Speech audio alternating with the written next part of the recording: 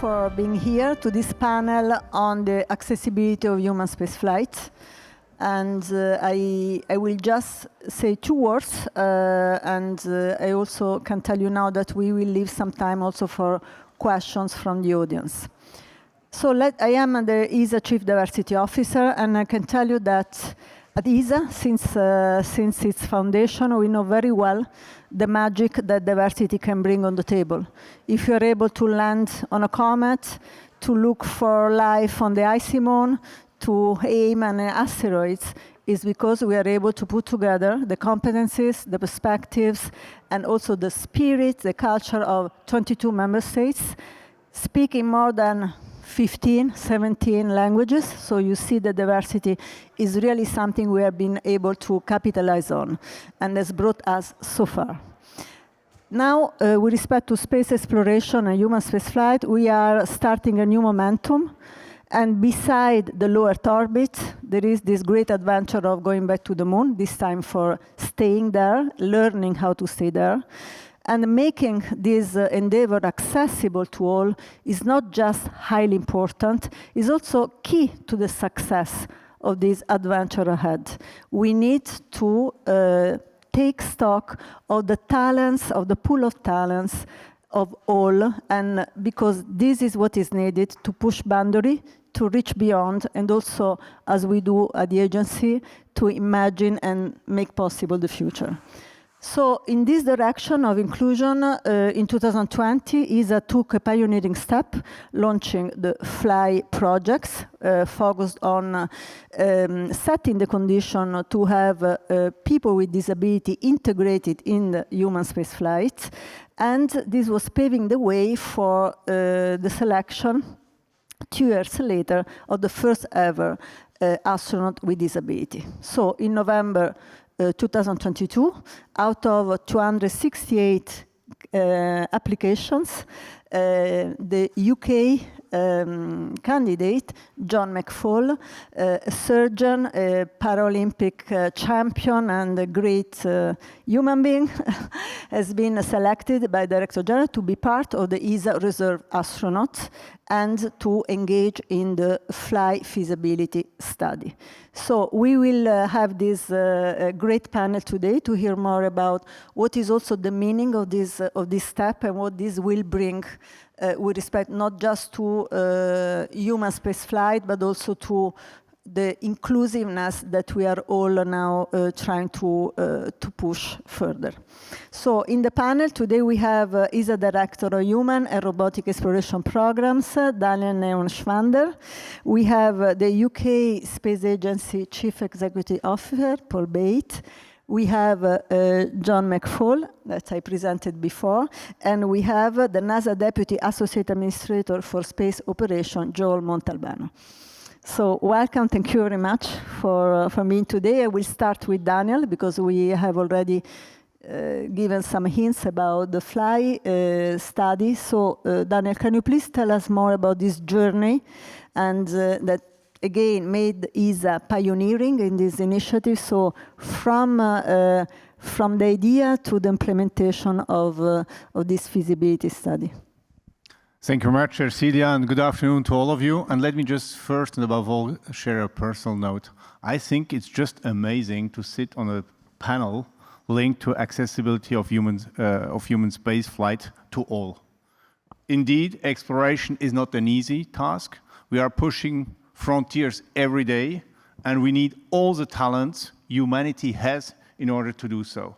And I think it's just great to be on such a panel in the year 2024. I'm looking forward to much more discussions about that. But now to your question, Ercilia. There is a goal, there is a commitment, and there is a delivery. So first, the goal is that from the European Space Agency, we really want to pave the way for a professional astronaut with a physical disability, and John is an example here, to become a fully integrated crew member. This is the goal we had from the very beginning in order to become part of a long-duration mission to the International Space Station. This was a starting point, and we are not taking 1 degree off from this heading, and we will go to the end. Second, the commitment is really the commitment that ESA takes towards a fair representation of being the mirror of our society. We apply it ESA internally, and I'm very happy that we apply it also to the astronaut corps. And the delivery is, of course, it's good to have a goal, but you have to check feasibility. So we had to check the feasibility through a first phase, I would call it phase 0. What are the different type of disabilities? We had to look into that. And second, where are the no-go factors?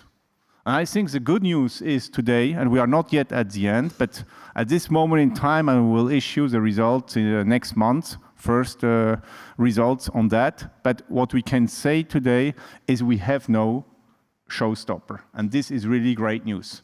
Let me end by underlining that we would not have done it without our partners. I'm really happy that to sit today on the panel with Joel from NASA. We should also underline that industry played a key role on both sides, the ones who we work with, like SpaceX, but also the one who worked on the prosthesis of John. Let's also recall that. And last but not least, we do nothing without our member states, and this is why I'm also very happy to sit with Paul on this panel today. Thank you very much, Daniel. Now I turn to Paul Bate. So, Paul, can you please tell us more on how this will fit with the UK's broader vision with respect to space exploration?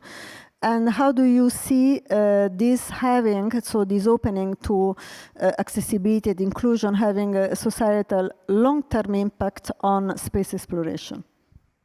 Well, thank you very much. And thank you to everybody who's taken the time. It's a busy old schedule here in Milan, so I really appreciate you taking the time to listen to what we all have to say. I'm happy to talk about the UK's vision for exploration, but I don't think it's the right starting point. I think the second question that you asked is in some ways more important, because the way that we see it, we're building not just on the legacy and the heritage of what space offers, but actually we know that throughout history, the scientific method, the application of science, of innovation, of technology, has made a fundamental difference to human society. It has been a force for good when applied ethically. It's a beacon of hope. And that was true 200-300 years ago. It's actually been true for centuries. We look at where we are in today's uncertain world, and we look to science, we look to innovation, we look to technology for some of the answers to the biggest problems that we have on the planet and off the planet. What I think is different is in the 21st century, we can also look to space in a very real way. We explore, we're out there, we're not just looking at wonder with the stars, we're putting humans into orbit. We will return humans to the moon.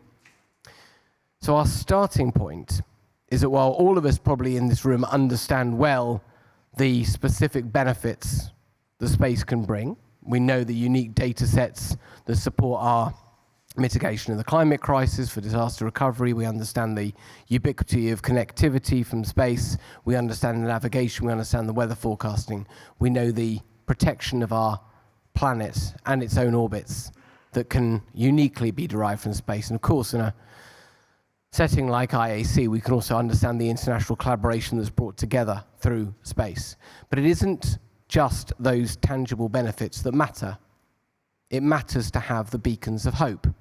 And when we talk about astronauts, we know that they galvanize the inspiration, the excitement of generations, not just in the individual countries that they represent, but the regions and the whole of humanity. So when there's an opportunity for someone like John, who, as Daniel said, in the nicest possible way, beat off all the competition. Well done, John. John is a UK citizen, but he is not just a UK citizen. He's a citizen of Europe. He is part of humanity. He is, and if I don't mind saying, he is part of that beacon of hope that space brings.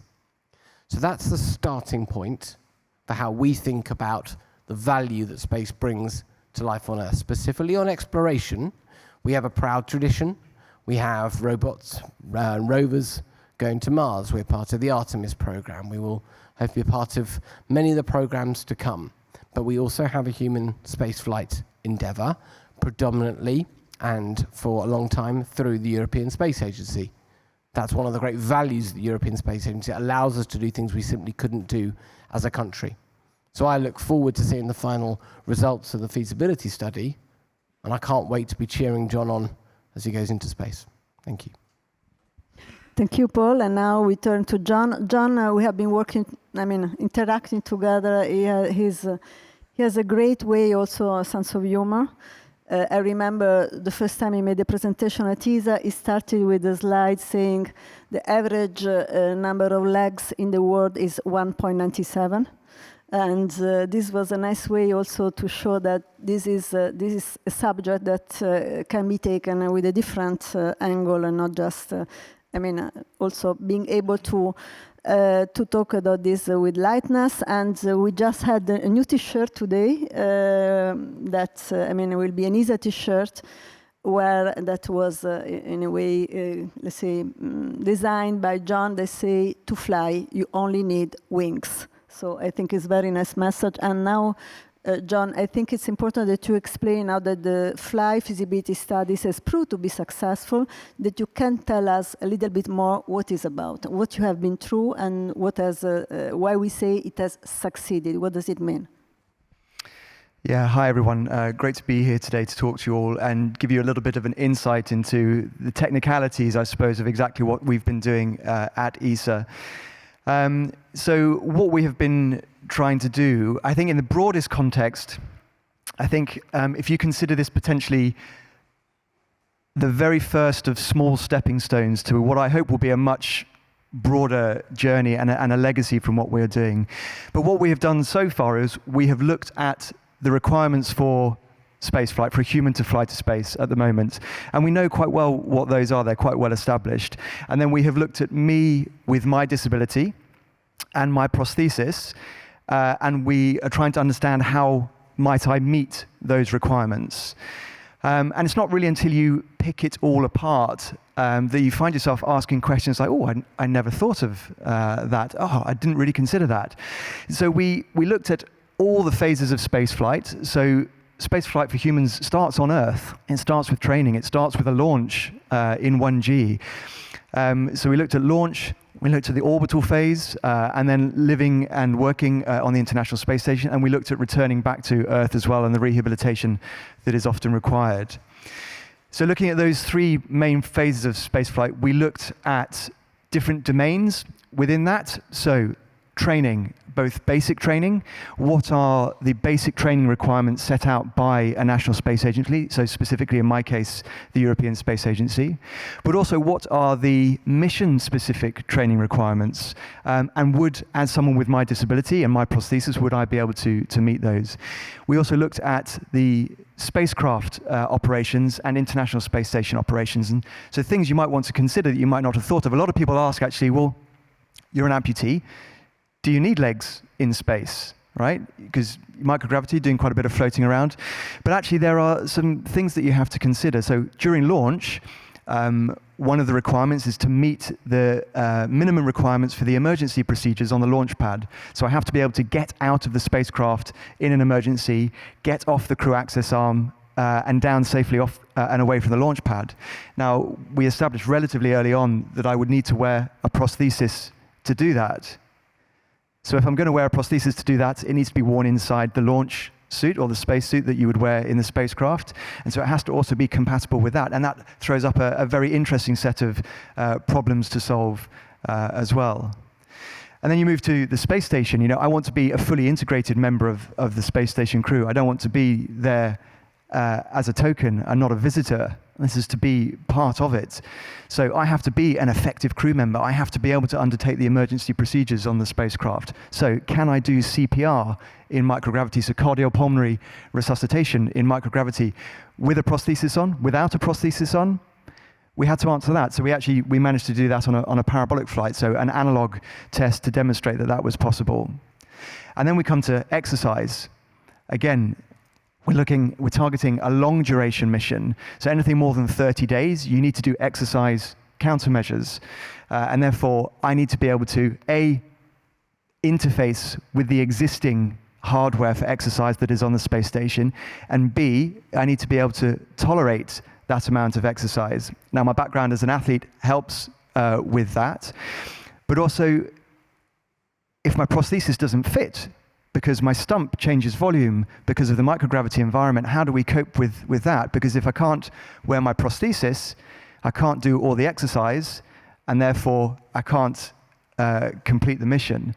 And so we have to mitigate for things like that. So we are going to have a socket that is volume adjustable with specific materials that are best for that living environment.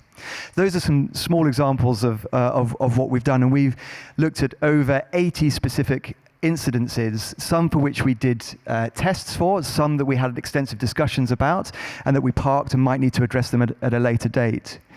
But as you mentioned, what's very interesting is that we haven't found any technical showstopper that would prevent someone with a physical disability like mine wearing a prosthesis being a fully integrated member of the International Space Station crew. So that's where we're at the moment. And the full report will be completed at the end of this year and available early next year. Thank you very much for this insight, John. Very, very, very interesting, also counterintuitive in some aspects. And now I turn to Joel Montalbano, and Daniel outlined the importance of international cooperation in this endeavor. So how will NASA work with international partners to ensure that accessibility will stay an option in future missions? Thank you. 1, 2, okay. Thank you again. Thank you for having me on the panel today. Just a couple things on the exercise that John talked about. Pretty important. We have the requirement for the crew members to be able to come home safely at landing after a 6-month expedition is 2.5 hours of exercise every single day. And that's exercise on a bicycle, exercise on a treadmill, exercise on a resistive device.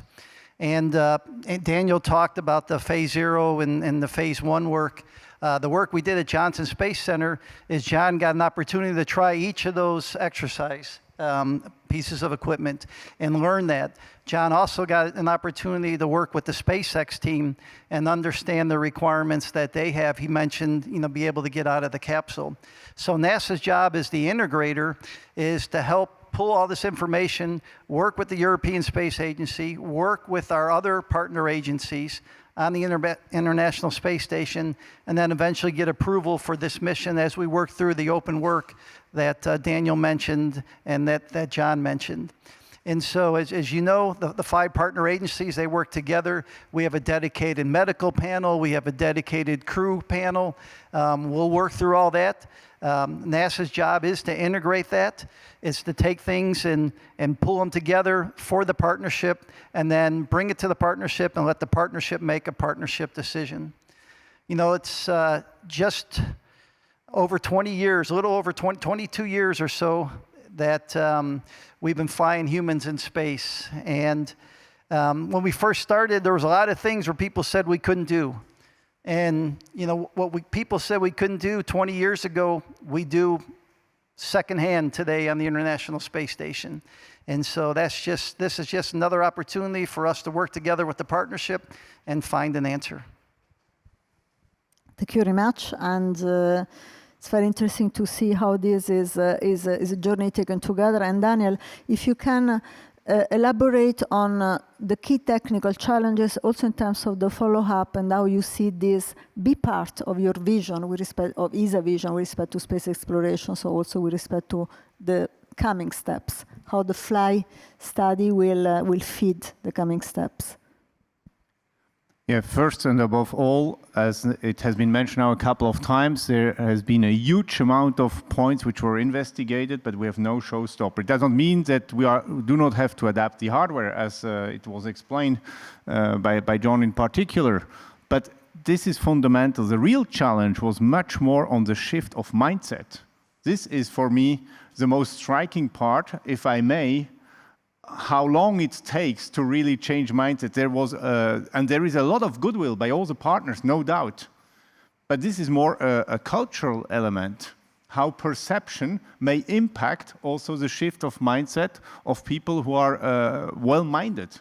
And this is something which we have to integrate when it comes also to the preparation of operations. It's much more at this level that I see the challenge than at the technical level.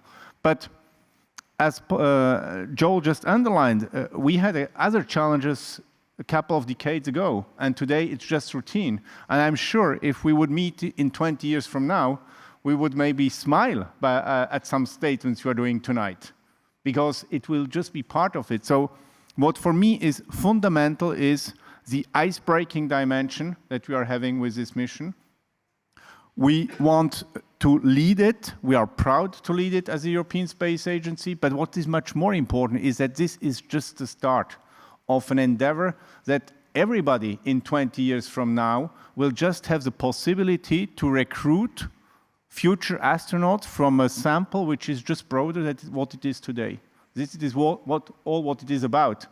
And I'm keen to see John flying, so don't get me wrong, but whenever he will fly, the fact that we have shown that we can do it, that it is possible, is already a huge achievement. Thank you, Daniel. And actually, one thing that it's really important, as you say, is the change, the resistance to change. But when things are possible and are done, the change is there. So you don't need just to advocate for it, you just show it. So Paul, I will go a little bit in this direction on the importance of this with respect to a broader change. So how do you think the success of this project will foster and change the way human spaceflight missions are conceived and brought forward, but also as UK at ESA is really, at least in my role as ESA Chief Diversity Officer, has always been has always pushed us to go beyond, has always challenging us to go beyond. I mean, and in all aspects of diversity and inclusion that we are trying to pursue, UK has been really a great partner. So how do you see this also, in a way, serve the greater cause of diversity and inclusion in the space sector? Well, I'd start by saying I don't know.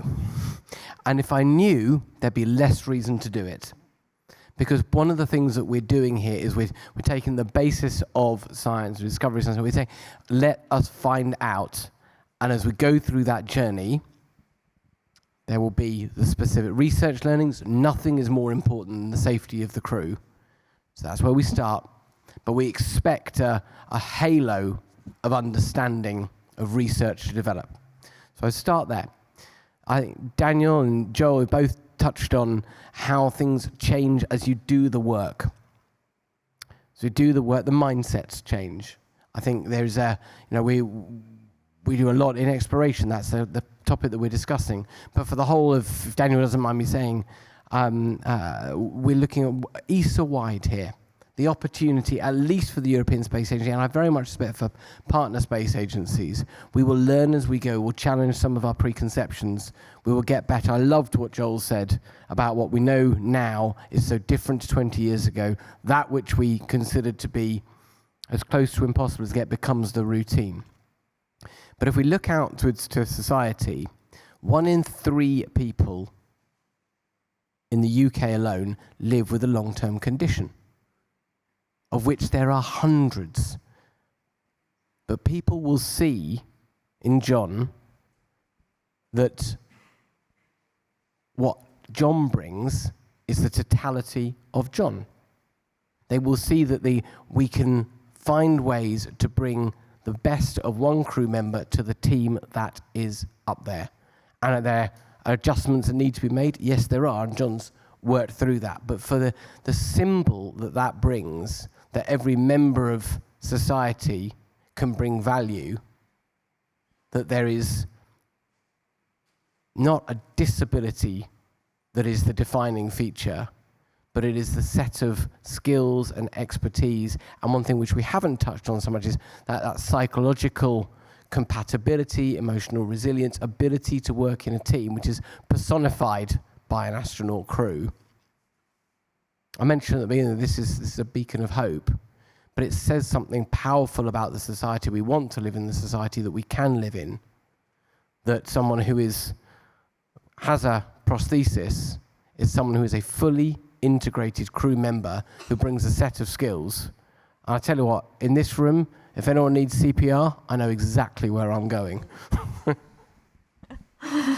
Thank you very much, Paul. And because we are, going deeper into the change that this will bring and what we'll be doing and are already doing is bringing, how do you think, John, is your story challenge the traditional perspectives with respect the astronaut? So the way we imagine the astronaut as the hero and in particular in view of what is coming with respect to space exploration and human spaceflight, but also how your story reshape in a way the narrative around disability.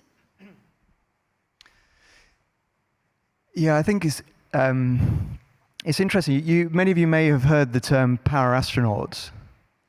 And it's interesting. I'd just like to maybe take a moment just to discuss this. And astronauts are viewed as this picture of perfection, infallible, and although not always infallible, but viewed as being infallible and powerful and hugely revered. We have the Paralympics and we have the Olympics, and the term Paralympics came about because it's in parallel with the Olympics. It's not at the same time as the Olympics. It's a couple of weeks later, but it's a parallel sporting event meant to be able to give people with physical disabilities the opportunity to compete at an elite level, which I was hugely proud to be part of. But I do think we have to be careful when we use this term para. And it's become colloquially very easy to use. And that's because people are also automatically, thanks to the strength of the Paralympic movement, they associate it with high performance in a world of disability. But what are we trying to do here?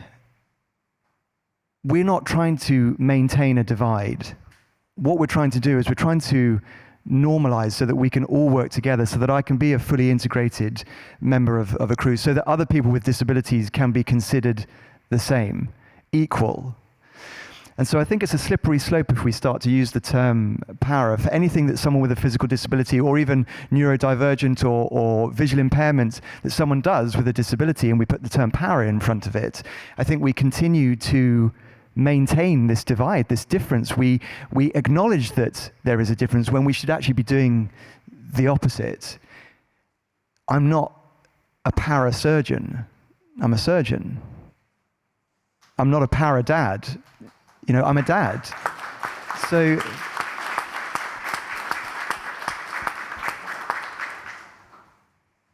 I don't want to be a para-astronaut. I want to be an astronaut, and I want to be part of that crew. And this is where we challenge the mindset. And people's impressions and understanding of disability are nothing but a product of their own experiences and own exposure to disability. And we have to recognize that. It's not people's fault if they've not been exposed to disability. And everybody has a different understanding of what disability means to them. What this is doing is trying to reach more people and make them aware of the potential of someone with a physical disability, but to consider the potential of everyone around them. And I really hope that this journey that I go on and that we go on as the UK and as the European Space Agency makes the lives of those around us just that little bit better. Thank you, John. Very inspirational. Thank you for including. It's a community going in a direction. It's not just a single effort. And so I would now turn to Joel. First of all, feel free to compliment if you need with respect to the element of change. But let me paraphrase a famous quote: "We don't do space exploration because it's easy." And so there are, anyway, a number of key technical challenges. And how do you see these technical challenges in the perspective ahead with respect to inclusion of people with disability? Oh, good question. When John was in Houston, we had a lot of people at the Johnson Space Center take a look and participate.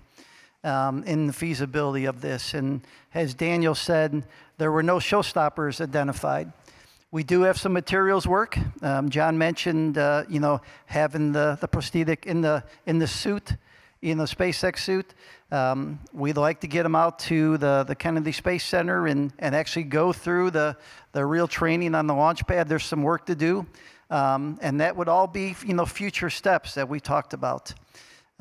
Again, our plan is to, as the integrator of the group, to work with ESA, understand and make sure everybody understands what steps need to be taken before we go forward, and work and help integrate that across the partnership. So we're looking forward to working that.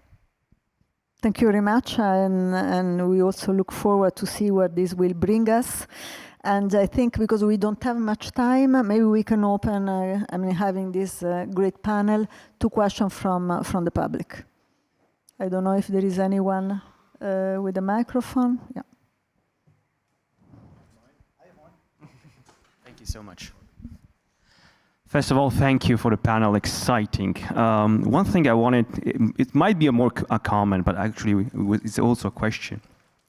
Are you thinking of integrating you as a team inside, you know, the International Space Station, or can you use that to enhance what a human actually can do in space? I will choose who wants to address the question. Or you? Maybe both John McFall and also Daniel, because right. You as even a flight surgeon maybe for the future, and you as a human-robot interaction, would be nice to see how this can merge together. Yeah, it's an interesting question. I think certainly to start with,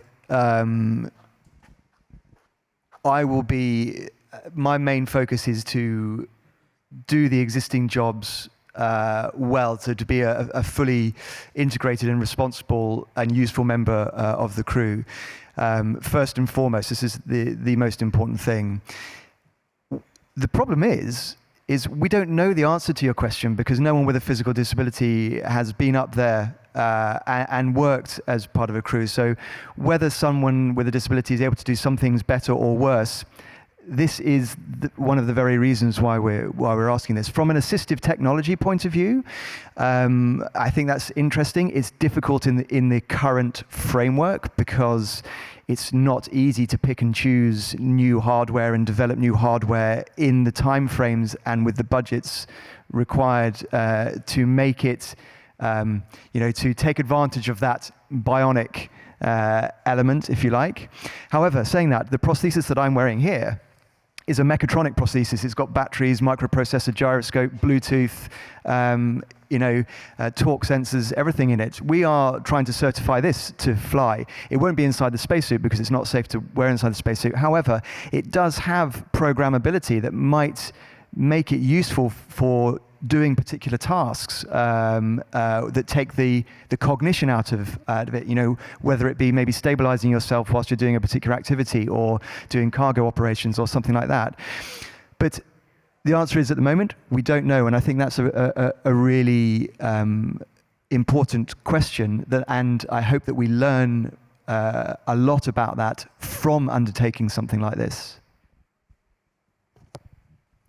It's probably not very interesting to hear twice the same answer, but as long as it's not done, it's not done. As simple as that. And I think we have to be super pragmatic here.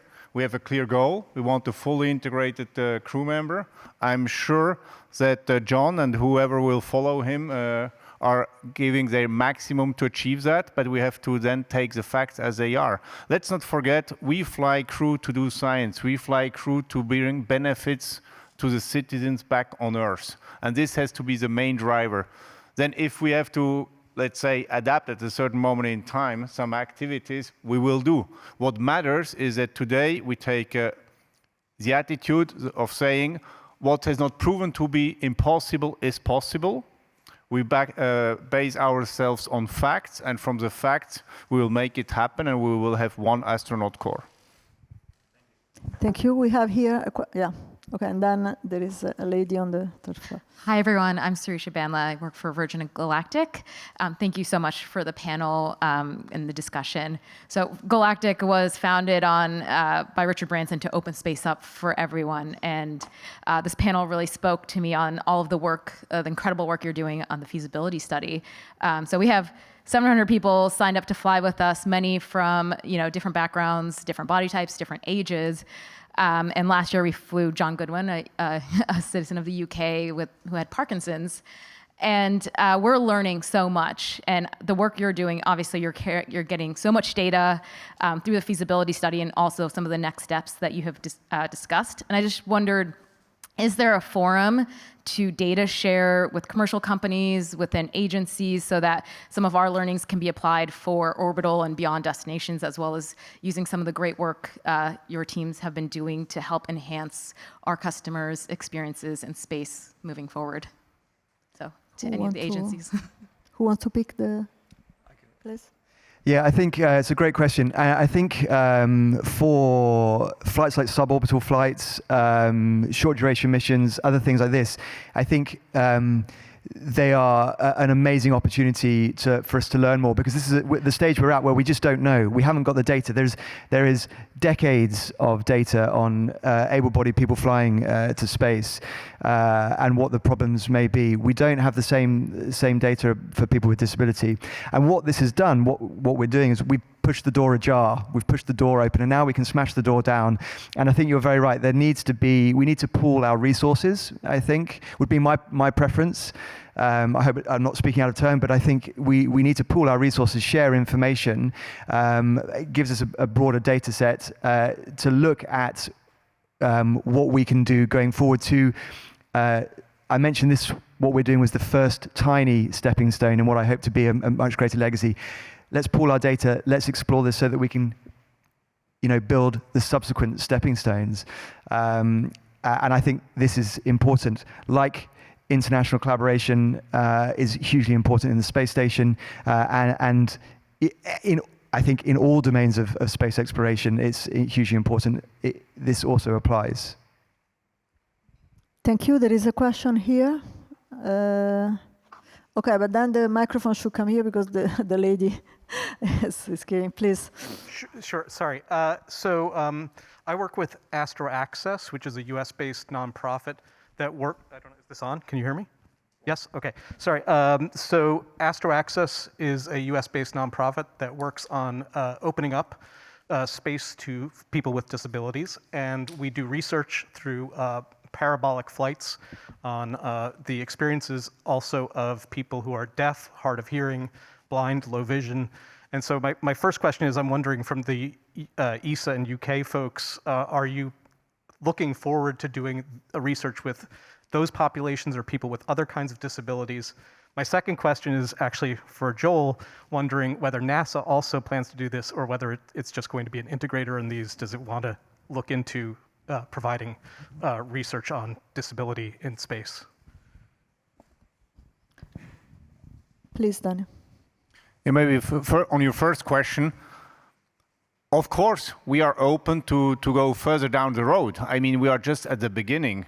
What is important is that we have an incremental approach here. An incremental approach means that for me, I really would like now to go to the end of what we have started. And the end means, and I'm coming back to the flight, of course. I mean, once you have flown, you will also be able to go to the full data set we are looking at. And then we have to take the right lessons learned. Once we have done that, from the ESA perspective, and we will submit this also to our member states, of course, we will certainly continue the adventure. We are just at the beginning, let's not forget that.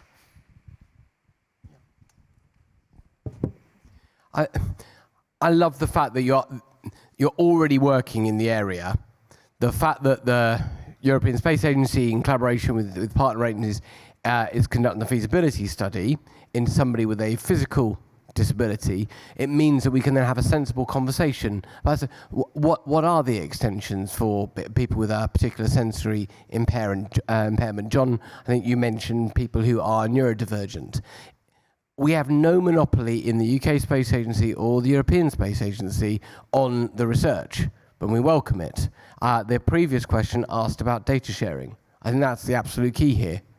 This is a community endeavor, Space the Team Sports. We bring together all the different research and the data, and we recognize that it is different. At the heart of diversity is not saying that everybody who's disabled is the same. It's about us recognizing there are all sorts of specific challenges and opportunities that come from the different things that people bring. So let's bring that data together, recognize what it means for crew safety and for our ability to integrate and be a reliable member, and then we can pull that for an ever-widening potential cohort. And I'll just wrap up saying we do not have a parallel effort at NASA. Today, the plan is to work with our ESA colleagues. Paul just mentioned it. We want to make sure that what we're doing is safe for who's ever flying and the crew. And so the plan is to watch this activity, work with this activity, take the lessons learned, and then move forward where it's appropriate. Let me also add an element, because this panel today, we are talking about human spaceflight and space exploration, but as European Space Agency, we are also exploring, because the inclusion of people with disability is a huge driver for innovation. What you do to include people with disability will be for the benefit of everyone. And this is why, I mean, again, this is human spaceflight, but for instance, in science, there is a strong call from the young scientists for sonification of data. When you have a pixel coming from space, this pixel can become beautiful images of a galaxy, but it can also become a sound that contains not just information, but also inspiration. So just to say that we are pursuing these elements of inclusion and attention to other kinds of disability also throughout other ESA programs. Please. I'll be quick. Last question. Yes. My name is Irene Di Giulio. I work at King's College London.